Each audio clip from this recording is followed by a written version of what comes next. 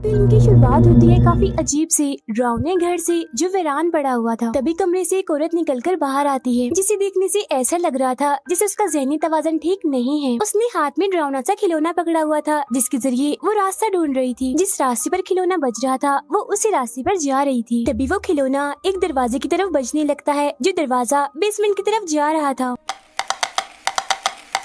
अंदर आने के बाद वो खिलौना एक गत्ते की दीवार के पास बजने लगता है। तब वो औरत उस गत्ते की दीवार में एक सुराख करके झांकने लगती है। अब आगे क्या हुआ ये हम नहीं देख पाते। फौरन बाद ही हम देखते हैं आइजक को जिसका 1 साल पहले एक्सीडेंट हुआ था जिसमें उसकी याददाश्त चली गई थी। आइजक का दोस्त उसे एक लड़की और घर की देखभाल का काम देता है ताकि पैसों की जो उसे तंगी है वो खत्म हो जाए और वो अच्छा कमा सके। अब आइजक का दोस्त यानी बेरेट बताता है कि कुछ वक्त पहले ही मेरे भाई ने अपनी जान ले ली। तब से उसकी वाइफ भी गायब है जिस वजह से उनकी इकलौती बेटी अकेली पड़ गई है यानी मेरी भतीजी, और उसी का तुम्हें ख्याल रखना है। इस काम को करने के लिए मैं तुम्हें बहुत सारे पैसे दूंगा। अब यहाँ आइजक सोच में पड़ जाता है कि देखभाल करना तो मामूली सा काम है तो ये मुझे इतने ज्यादा पैसे क्यों दे रहा है। लेकिन क्योंकि उसे पैसे चाहिए थे इसीलिए वो मान जाता है काम के लिए। अगले दिन वो दोनों घर पहुँचते हैं लेकिन ये घर काफी वीरान जगह पर था, वो भी नदी के बिल्कुल बीचों बीच एक आइलैंड पर। ये देखकर आइजक घबरा जाता है और अपने दोस्त से सवाल करता है कि तुमने पहले क्यों नहीं बताया कि तुम्हारे भाई का घर नदी के बीच में है, क्योंकि मुझे तो तैरना ही नहीं आता। लेकिन बेरेट उसे जैसी तैसी मना लेता है। अब ये वही घर होता है जिसमें हमने उस अजीब सी औरत को देखा था जो खिलौने से रास्ता ढूंढ रही थी। ये घर आज भी वीरान था, कोई भी यहाँ नजर नहीं आ रहा था। यहाँ आते ही बेरेट आइजक को एक जैकेट देता है जिसके साथ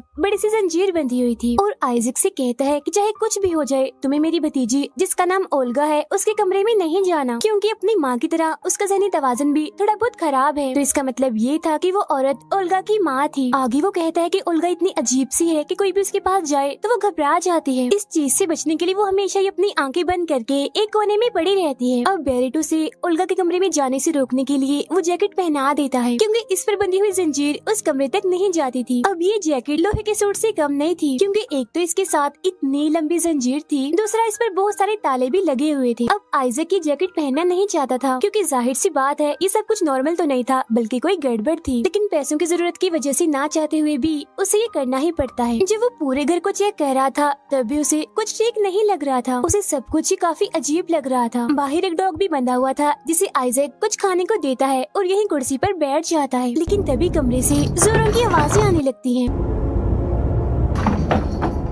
आइजक को लगता है कि शायद ये ओल्गा होगी, इसीलिए वो फौरन उसके कमरे के पास जाता है। लेकिन जंजीर की वजह से वो अंदर जा नहीं पाता। रात को जब वो अपने कमरे में सोने जाता है तो तभी दीवार पर लगी तस्वीर एकदम से गिर जाती है जिसमें एक लड़की ने वही डरावना सा खिलौना पकड़ा हुआ था और वो तस्वीर उल्टी गिरी थी। लेकिन थोड़ी ही देर बाद वो खुद ब खुद सीधी हो जाती है और तस्वीर में जो लड़की थी उसकी आंखें भी काफी खुल जाती है जो कि पहले नॉर्मल थी, जिससे वो काफी भयानक दिखने लगती है। ये देखकर आइजक काफी डरने लगता है और ये जानने के लिए कि आखिर सब कुछ क्या हो रहा है और घर में क्या अजीब है वो पूरे घर को चेक करने लगता है। लेकिन तभी वहाँ ओल्गा आ जाती है जिसने हाथ में क्रॉसबो पकड़ा हुआ था, एक किस्म का हथियार जिसमें तीर होता है। वो बताती है कि मेरी मॉम बिल्कुल पागल थी, वो हमेशा ही मेरे डैड को ये जैकेट पहनाकर घर में कैद रखती थी। इस जैकेट के ताले की चाबी वो हमेशा ही अपने गले में पहन कर रखती थी। लेकिन फिर एक दिन मेरी माँ गायब हो गई। मेरे डैड को लगा कि वो बेसमेंट में गई होंगी तो वो उनको चेक करने वहाँ गए, लेकिन तभी अंदर से बेसमेंट का दरवाजा बंद हो गया। मेरे डैड को घबराहट के दौरे पड़ते थे जिस वजह से डरते डरते बेसमेंट में ही उनकी मौत हो गई। ये सब बताने के बाद ओल्गा वहाँ से चली जाती है। अब इन सारी चीजों को परखने के लिए आइजक एक जगह पर बैठ जाता है, लेकिन तभी अचानक से वो डरावना सा खिलौना बजने लगता है जो बेसमेंट की तरफ ही बज रहा था। आइजक को लगता है कि शायद ये खिलौना महसूस कर सकता है कि कोई आत्मा है, इसीलिए वो इस खिलौने को लेकर बेसमेंट में जाता है जहाँ उसे वही गत्ते की दीवार में बना सुराख दिखाई देता है जिसे हमने शुरुआत में देखा था, जिसे ओल्गा की मॉम ने बनाया था। और वो भी उस सुराख के जरिए अंदर झांकने लगता है जहाँ उसे ओल्गा की मॉम की लाश दिखती है अजीब हालत में। उसे देखकर आइजक काफी डर जाता है क्योंकि उसे लग रहा था कि ओल्गा ने ही अपनी मॉम को मारा है क्योंकि उसके जिस्म पर क्रॉसबो के निशान थे जो कि ओल्गा के पास ही था। ये देखकर वो फौरन बेरेट को कॉल करता है और इस सब के बारे में बताता है कि ओल्गा ने अपनी मॉम को मार दिया है, मुझे उनकी लाश मिली है, इसीलिए तुम फौरन पुलिस को बुलाओ। और वो ओल्गा को भी कमरे में बंद कर देता है और बेसमेंट में जाकर अपनी जंजीर खोलने लगता है। तभी उसे ओल्गा के कमरे से आवाज आने लगती है। वो बताती है कि मैंने अपनी मॉम को नहीं मारा, बल्कि मेरे डैड और मेरे अंकल बेरेट ने मिलकर मेरी मॉम को मारा था। अब तुमने ये सारी बातें बेरेट को बता दी हैं, इसीलिए वो तुम्हें भी नहीं छोड़ेगा, जान से मार देगा वो। ये सुनकर वो ओल्गा का कमरा खोल देता है। तब वो उसे एक और हैरान कर देने वाली बात बताती है और कहती है कि 1 साल पहले तुम खुद यहाँ पर आए थे और तुमने मेरे डैड को बेसमेंट में बंद किया था। तुमने 1 साल पहले वो सब कुछ मेरे अंकल बेरेट के कहने पर ही किया था। I asked my uncle, he said, no, I found her body too. लेकिन आइजक को कुछ भी याद नहीं था, इसीलिए वो कुछ समझ नहीं पाता। वो कहता है कि मुझे भी बेरेट ने बताया था कि तुम्हारा ज़हनी तवाज़ुन ठीक नहीं है, इसलिए तो तुम ये सब बातें कर रही हो, क्योंकि आज से पहले मैं इस घर में कभी नहीं आया। फिर वो दोबारा से बेरेट को कॉल करता है और कहता है कि ओल्गा अजीबोगरीब बातें कर रही है, उसे समझाओ तुम। लेकिन फोन पर उल्टा वो ओल्गा को ये बताता है कि तुम्हारे माँ बाप के साथ जो भी हुआ वो मैंने नहीं बल्कि आइजक ने किया। ये सुनते ही वो काफी हैरान होता है और ओल्गा से कहते हैं कि मैंने कुछ नहीं किया, ना ही मैंने तुम्हारे माँ बाप को मारा है, लेकिन फिर भी अगर तुम्हें ऐसा लगता है कि सब मैंने किया तो बेशक तुम पुलिस को बुला सकती हो। लेकिन वो ऐसा नहीं करती। अब आइजक बेसमेंट में चला जाता है ताकि वो अपने जैकेट में लगी जंजीर को खोल सके, लेकिन वो नहीं खोल पाता। अब वो एक सुराग के जरिए ओल्गा के कमरे में रखी हुई चाबी को चुराने की कोशिश करता है, लेकिन ओल्गा उसे देख लेती है और गुस्से में उसकी उंगली तोड़ देती है। इस वजह से आइजक को काफी तकलीफ होती है और सारी हालात से परेशान होकर अपने कमरे में बैठा हुआ था। तभी उसे अखबार में ओल्गा की माँ के गायब होने की खबर दिखती है। वो देखता है कि सच में ओल्गा की माँ ने अपने गले में चाबी पहनी हुई है, जिसके बारे में ओल्गा ने बताया भी था। तो वो फौरन बेसमेंट में जाता है और ओल्गा की माँ के गले से चाबी लेने की कोशिश करता है। वो लाश के गले से चाबी निकाल कर जैकेट के ताले को खोल लेता है। जैसे वो जैकेट उतारता है पूरे घर की लाइट चली जाती है। फिर वो ओल्गा के कमरे में आकर उसका क्रॉसबो ले लेता है और वो जैकेट को जबरदस्ती ओल्गा को पहना देता है। तभी आइजक को अपनी पुरानी जैकेट दिखती है, जिसे देखकर वो काफी हैरान हो जाता है और सोचने लगता है कि मेरी जैकेट यहाँ क्या कर रही है। और फौरन उसे गुजरे हुए वक्त की एक बात याद आती है, जिसमें वो देखता है कि 1 साल पहले बेरेट ने ही उसे ओल्गा के डैड को मारने का काम दिया था। अभी वो गुजरे वक्त की इन यादों में खोया ही था कि तभी यहाँ पर ओल्गा आ जाती है, उससे क्रॉसबो छीन लेती है और फौरन उस पर हमला कर देती है, जिससे बचने के लिए आइजक एक कमरे में चला जाता है। तब उसके पीछे पीछे वो भी आ जाती है और आइजक को तीर से मारकर जख्मी कर देती है। तब यहाँ एक बार फिर से आइजक पुराने यादों में चला जाता है। वो देखता है कि जिस दिन वो ओल्गा के डैड को मारने के लिए आया था, उसी दिन उसने ओल्गा के डैड के लिए कागज पर लिखा था कि बेरेट तुम्हें मारना चाहता है। यानी असल में आइजक उसके डैड को मारने नहीं बल्कि उसकी मदद करने, उसे बचाना चाहता था। फिर वो बेसमेंट की तरफ बढ़ता है, लेकिन बेसमेंट का दरवाजा अंदर से पहले किसी ने बंद कर दिया था, मगर फिर भी वो जैसे तैसे दरवाजा खोलकर अंदर आ जाता है और देखता है कि ओल्गा के डैड काफी बुरी हालत में है। उनकी हालत इतनी खराब थी कि आइजक तो दंग रह जाता है और डर कर वहाँ से भाग जाता है।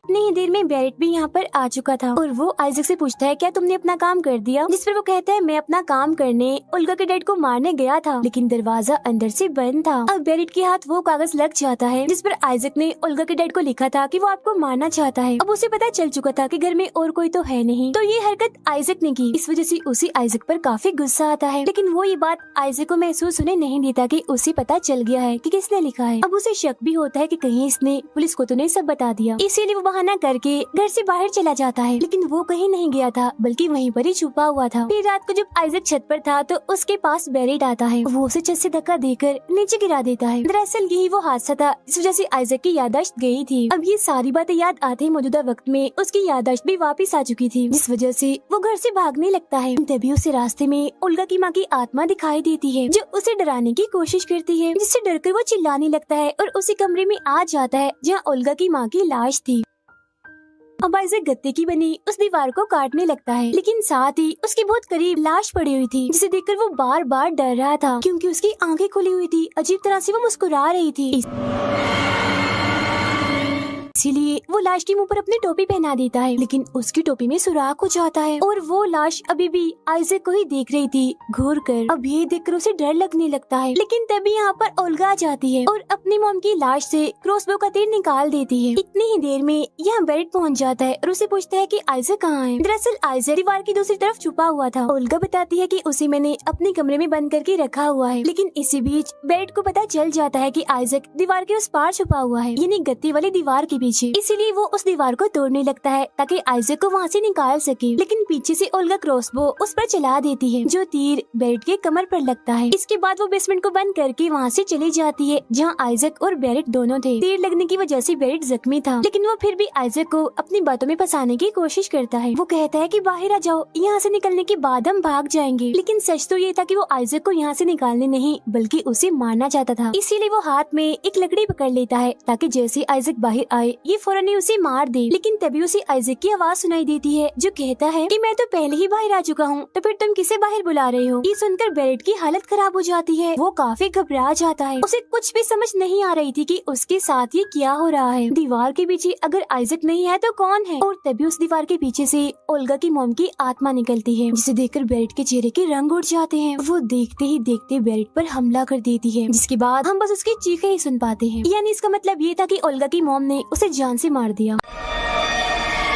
आइजक भी उस डॉग को आजाद करके वहाँ से चला जाता है। तभी ओल्गा भी बाहर आ जाती है और बड़े गौर से आइजक को देख रही थी, लेकिन वो उसे मारने की कोशिश भी नहीं करती। अब मैं आपको कहानी के बारे में बता देती हूँ कि आखिर हुआ क्या था। असल में बेरेट और ओल्गा के डैड एक गलत बिजनेस करते थे, लेकिन उनके इस बिजनेस के बारे में ओल्गा की माँ को नहीं पता होता। लेकिन जैसे उसे भनक लगती है वो अपने हस्बैंड पर काफी गुस्सा करती है और आगे से उसका हस्बैंड कोई गलत काम ना करे, इसीलिए वो उसे जैकेट से बंद करके रखती थी। लेकिन ओल्गा के फादर को कैसे भी करके ये बिजनेस चलाना था। उन्हें बिल्कुल भी पसंद नहीं था कि उनकी वाइफ उन पर ऐसे रोक टोक करे, इसीलिए ओल्गा के डैड और बेरेट ने मिलकर ओल्गा की मॉम की जान ले ली और उनकी लाश को हमेशा के लिए बेसमेंट में छुपा दिया। हर तरफ ये अफवाह फैला दी कि उसकी मॉम कहीं गायब हो गई है। लेकिन फिर अपना बदला लेने के लिए ओल्गा की मॉम की आत्मा उसके डैड को परेशान करने लगी, जिससे वो पागल होने लगे। इसी वजह से उन्होंने खुद को बेसमेंट में बंद करके अपनी जान ले ली, क्योंकि जैसा कि मैंने आपको बताया था कि बेसमेंट का दरवाजा अंदर से बंद था, यानी जब आइजक ने उसे चेक किया था। लेकिन साथ ही बेरेट ने भी ओल्गा के डैड को अपने रास्ते से हटाने के लिए आइजक को चुना। लेकिन आइजक को